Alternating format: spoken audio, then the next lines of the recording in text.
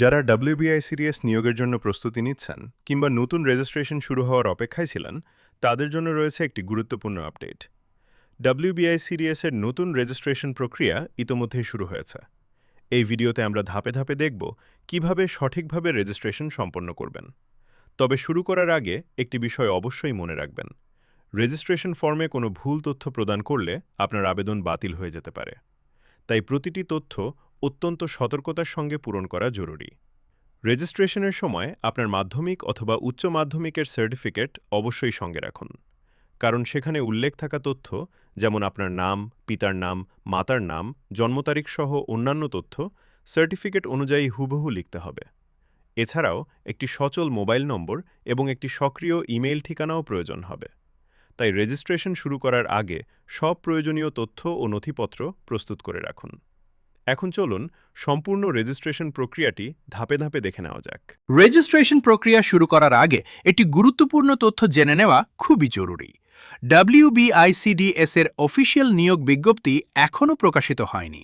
তবে বিজ্ঞপ্তি প্রকাশ হওয়ার সঙ্গে সঙ্গেই আপনারা ICDS এর অফিসিয়াল ওয়েবসাইটের রিক্রুটমেন্ট নোটিশ বিভাগ থেকে সেটি দেখে নিতে পারবেন। আর চাকরি সংক্রান্ত এমন প্রতিটি গুরুত্বপূর্ণ আপডেট সবার আগে পেতে অবশ্যই আমাদের চ্যানেলের সঙ্গে যুক্ত থাকুন। এবার চলুন ধাপে ধাপে দেখে নেওয়া যাক কিভাবে সঠিকভাবে ওয়ান টাইম রেজিস্ট্রেশন সম্পন্ন করবেন। তবে একটি অনুরোধ, ভিডিওটি একদম শেষ পর্যন্ত মনোযোগ দিয়ে দেখবেন, কারণ এখানে এমন কিছু গুরুত্বপূর্ণ বিষয় রয়েছে যেগুলোতে সামান্য অসাবধানতাও আপনার আবেদন বাতিলের কারণ হতে পারে।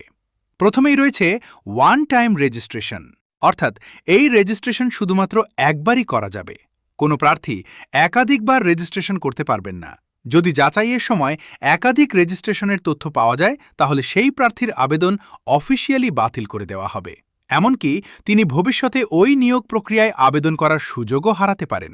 তাই এই বিষয়টি অবশ্যই গুরুত্ব দিয়ে মনে রাখবেন।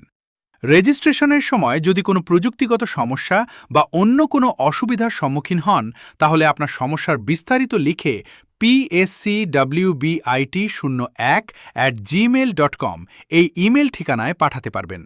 আরও একটি বিষয় খুব ভালোভাবে বুঝে নিন, অনলাইনে আবেদন জমা দিলেই যে আপনি নিয়োগের সব যোগ্যতা পূরণ করেছেন এমনটি নয়।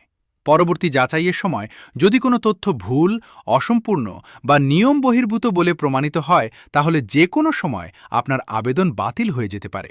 এবার শুরু করা যাক রেজিস্ট্রেশন ফর্ম পূরণের প্রতিটি ধাপ। সবার প্রথমে থাকবে এনরোলমেন্ট নাম্বার। এটি আপনাকে নিজে থেকে লিখতে হবে না। রেজিস্ট্রেশন সফলভাবে সম্পন্ন হওয়ার পর আপনার নিবন্ধিত মোবাইল নম্বরে এই নম্বরটি পাঠিয়ে দেওয়া হবে। তাই এনরোলমেন্ট নাম্বার